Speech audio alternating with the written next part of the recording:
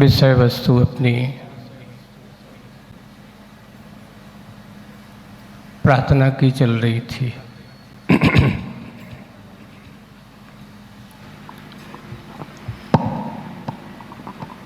एक वो प्रार्थना है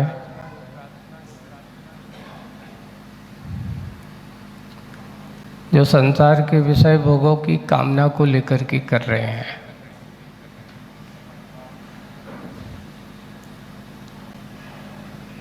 एक वो प्रार्थना है जो आत्म कल्याण की भावना को लेकर के कर रहे हैं।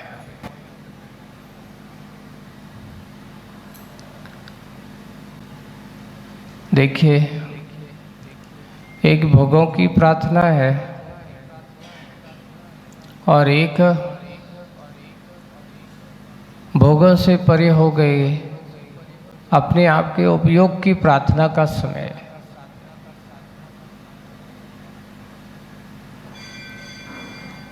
भोग के साथ जीवन जीने वाले के पास कितना भी तुम भोगो,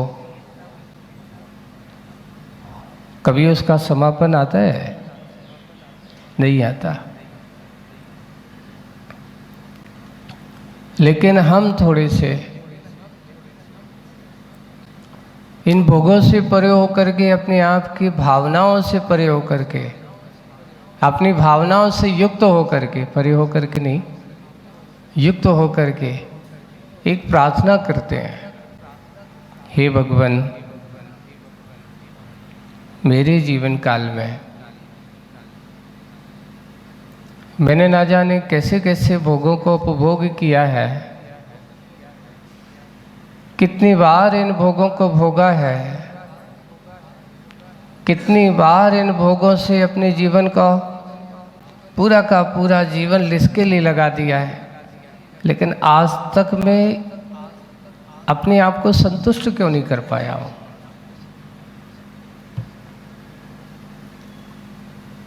इसलिए कहा गया, भोग बड़े ये रोग बराबर, बैरी है जग जी के। बैराग भागवन पढ़ते हो आप लोग, उसमें ये पंक्ति आई है, भोग बड़े ये रोग बराबर। जैसे रोग है, जब तक इस तन में बना रहता है तब तक पीड़ाएं इसकी कभी अंत को प्राप्त नहीं होती। वैसे भोग रूपी रोग जब तक मेरे जीवन में लगा हुआ है, ये भोग रूपी रोग का संबंध मेरे इस आत्मा के साथ बना हुआ है, तब तक ना जाने कितनी बार मैंने इनको पूरा करने की कोशिश की है, पर आज तक मैं पूरा नहीं कर पा रहा हूँ। ऐसे ही होती है जब व्यक्तिगत कामनाओं के साथ, व्यक्तिगत भावनाओं के साथ ये आत्मा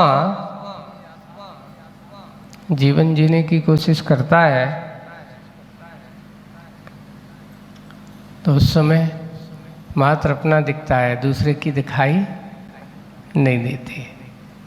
एक और है, कभी कभार तुमने सोचा अपनी पीड़ा के निवारण करने के लिए किसी को, दूसरों को पीड़ा देना क्या ठीक है?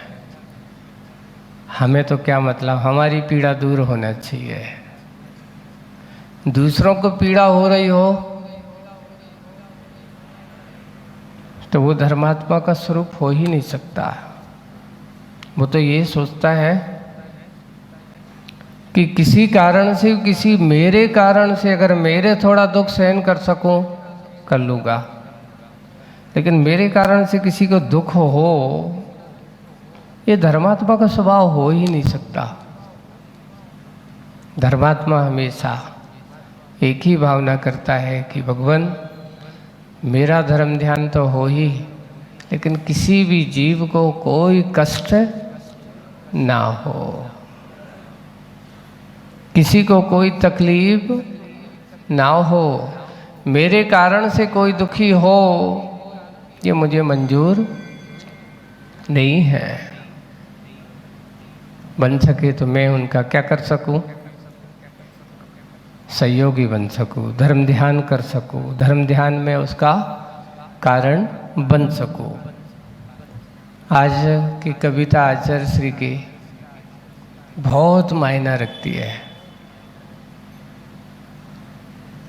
इसका नाम है प्यास। नाम ही उसका क्या है? प्यास, जिसको अपन कहते हैं तृषा, और दूसरी तरफ से अपन कहें तो इसको तृष्णा भी कह सकते हैं। सोचना ये अपने जीवन की कथा है, पूरा का पूरा मेरी अंदर की भावनाएं इस कविता में भरी पड़ी हुई है। ये संसारी आत्मा की दशा क्या है, पूरा का पूरा। एक विरागी और एक रागी, विशेष रूप से ध्यान रखना। एक विरागी और एक रागी जब अपने आप में ये सोचने लगता है, चिंतन करने लगता है कि हे भगवान, रागी तो सोचता है कि मेरे भोगों की कोई कमी ना हो, विरागी सोचता है कि मेरे कारण से किसी जीव को कोई कष्ट ना हो। दोनों की कामना में क्या अंतर है? एक की भावना में स्वार्थ समाया है और एक की भावना में परमार्थ समाया है। ऐसा स्वार्थ किस काम का जिससे किसी को कष्ट हो? वो परमार्थ अच्छा है जो परम तत्व की ओर हमें ले जाए, आत्म तत्व की ओर हमें ले जाए। ऐसा परमात्मा हमारा होना चाहिए। चलते हैं, कोशिश करना है। ये कविता में ये मतलब कि किसी दूसरों को लिखी। जब भी कोई कविता पढ़ो तो उसमें अपने आप को खोजना कि लगता है ये मेरे जीवन पर घटित हो रही है, कि मैं भी ऐसा करता हूँ। पेज नंबर 7 निकालेंगे। पर फूल रहा था। इसकी कविता वाली यानी उसमें आगे के 15-16 पेज छोड़ने के बाद 7 नंबर का पेज है, प्यास है, जिसका शीर्षक है पर फूल रहा था। देखिए, पर मैं क्या कर रहा था? पर फूल रहा था। एक अपने इस शब्द का अर्थ तुम लोग समझने की कोशिश करना है। एक पर दिया गया है, अपन कहते हैं ना पर है ऐसा, वो अपने आप के है ना, इसके लिए पर फूल रहा था। दूसरों को देख कर के मैं बड़े आप में फूल रहा था कि मैंने ऐसा किया, पर मैं फूल रहा था। जिसे ने पर फूल रहा था बार बार तन रंजन में। किस में? तन के रंजन में व्यस्त रहा था। चिर से भूल रहा था। चिड़िया ने बहुत पुराना काल, आज से नहीं, चिरकाल जिसे अपन कहते हैं, चिर से भूल रहा था। लोकेशना की प्यास आस। लोकेशना का अर्थ समझ में आया? मेरी ख्याति हो, मेरी पूजा हो, मेरा नाम हो, इसको कहते लोकेशना। लोक में मेरा चर्चा का विषय बने, मैं सब में जनप्रिय बना रहूं, इसका नाम है लोकेशना, है ना। लोकेशना की प्यास। प्यास यहाँ पे क्या लेना है? इससे पानी की वाली प्यास नहीं लेना, यहाँ पे लेना है इच्छा वाली प्यास, है ना। इच्छा, लोकेशना की इच्छा। आस, प्यास और आस, कामना, ऐसी मेरे अंदर की भावना। लोकेशना की प्यास आस मेरे आसपास ही, कहीं दूसरी जगह नहीं, मेरे इर्द गिर्द ही, आसपास ही घूमती थी, कहीं बाहर नहीं जाती थी। जनरंजना में व्यस्त रहा था। लोगों के बीच में हंसी मजाक, अच्छे से बेल विलाप, दूसरों से तो खूब मिलता रहा। जनरंजन में व्यस्त रहा था, क्यों? तो इसका मूल रहा, यही तो इसका मूल रहा। कारण अकारण मनोरंजन में कारण और एक कारण सहित होता है और एक बिना कारण के, जैसे कोई अपना लेन देन नहीं फिर भी हम लगे। वो कर रहे थे, आप क्यों गए थे भाई, आपका क्या काम? अरे सब लोग जा रहे थे तो मैंने भी सोचा कि अपन भी चलो। ये कहलाता कारण, है ना। आपका कोई संबंध था? नहीं नहीं, संबंध तो कुछ नहीं था। आपका कोई लेन देन था? कोई लेन देन नहीं था। लेकिन सब लोग जा रहे थे तो मैंने भी सोचा कि अपन भी कारण हो। कारण में तो ऐसा कि चलो भाई जाना जरूरी है, उसका ऐसा है संबंध है, कुछ है, जाना जरूरी था, चला गया, ये कारण हो गया। अकारण क्या होगा? कोई मतलब नहीं था, कोई सेंस नहीं था, फिर भी हम जा रहे हैं। इसका मूल रहा कारण अकारण मनोरंजन में। किसमें? मनोरंजन में मस्त रहा था, काल प्रतिकूल रहा था, भ्रम विभ्रम से भटकता भटकता। कब से? कभी भ्रम विभ्रम, है ना। देखिए एक भ्रम होता है बाहर की। आप लोग सोच रहे होंगे कि महाराज विभ्रम और विभ्रम में, भ्रम और विभ्रम में अंतर क्या है? भ्रम जो होता है बाहर होता है और विभ्रम जो होता है अंदर होता है। बाहर को देख करके तुम वैसा अपने आप में मान बैठना, ये हमारा क्या है? जो है नहीं, यथार्थ है नहीं, देख करके हमने, इसको कहते भ्रमजाल। इसको क्या कहा जाएगा? भ्रम जो बाहर दिख रहा है, और विभ्रम उसको देख करके जो अपने आप में क्या हो रहा है? भटक रहा है, वैसे मान बैठा है, उसको कहा गया विभ्रम। भ्रम विभ्रम से भटकता भटकता मोह प्रभंजन में त्रस्त रहा था। प्रभंजन का अर्थ है अपने आप को अच्छे से क्या करें, उसमें लगा हुआ है, उस मोह के प्रभंजन में, उसकी प्रताड़ना में बिल्कुल लगा हुआ है कि इसके बिना तो तेरा काम होगा नहीं, कर। इसको कहते प्रभंजन।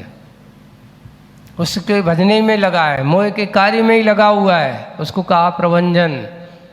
बार बार व्यस्त है, छोड़ा नहीं जा रहा है, कहता तो जा रहा है बहुत दुखी हो, फिर भी छोड़ने की कोशिश नहीं कर रहा है, इसको कहते प्रभंजन में त्रस्त रहा। किंतु आज, पहले उसने अपनी व्यथा कथा कह दी, किंतु आज अब वो अपने अंदर की वस्तु यथार्थ को समझने के बाद अब वो कह रहा है, किंतु आज सूल भी फूल रहा है। मेरे कष्ट वाले दिन जो सूल थे, कष्टकारक थे, लेकिन आज मेरी परिणति है कि उस सूल में भी हमें क्या निकल रहे हैं? फूल का अनुभव कर रहा हूं। सूल भी फूल रहा है, सुगंधित महक रहा है,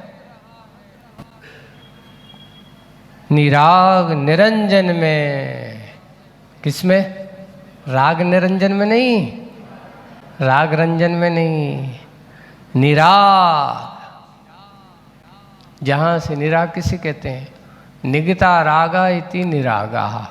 जहाँ से राग निकल गया है उसका नाम है निराग है। निरंजन, जहाँ कोई संसार का राग रंजन नहीं, सो उसका नाम निरंजन है। ऐसे ही निरंजन में चिरकाल से पला, चिरकाल से पला कंदर्प दर्प ध्वस्त रहा। कंदर्प का अर्थ होता है अहंकार, मान, मद, दर्प यानी अभिमान। कंदर्प का अर्थ होता है मद और दर्प का अर्थ होता है अभिमान। अब इसमें कहेंगे कि मद अभिमान में क्या होता है, तो देखो मद में मैपन होता है और अभिमान में दिखावापन होता है। मद में क्या होता है, मैं ऐसा हूँ, मैं ऐसा हूँ, मैं ऐसा हूँ। और अभिमान में क्या होता है, बाहरी दिखावट, ऐसा होना चाहिए तब तो अच्छा लगेगा अपने लिए। कहता नहीं है, अभिमान आदमी का बाहर और भीतर से दिखाई देता है, रूप रंग से भी दिखाई देता है, चाल ढाल से भी दिखाई देता है। इसीलिए आज क्या हो गया, जैसे ही निराग निरंजन चिरकाल से पला, उस के कारण से कंदर्प है, दर्प है, ध्वस्त रहा। यह सब आपकी कृपा है हे प्रभु। किसके कारण से, जब से मैंने आपको जाना है, जब से मैंने आपको पहचाना है, जब से मैंने आपके रूप को निहारा है, अब मुझे कोई मान अभिमान नहीं है, मेरे अंदर कोई कंदर्प नहीं है, कोई दर्प नहीं है। मेरा राग निराग के रूप में हो गया, मैं अपने आप के अंजन स्वरूप को प्राप्त हो गया। ये सब किसकी कृपा। सोचिए, एक समय वह था, यहाँ की कविता से, पर पर में फूला। आजकल आप लोग देख रहे हो, सबसे ज़्यादा आदमी को क्या किस में विकल्प होता है, थोड़ा सा भी किसी ने कहा नहीं, देखो मैंने तुम्हारे लिए क्या कहा, मैंने तुम्हारे लिए क्या किया, तुमने ये तक नहीं कही कि तुमने बहुत अच्छा कर दो हमारे लाने। अगर थोड़ी सी प्रशंसा कर देते, थोड़ा सा हमारा नाम ले लेते,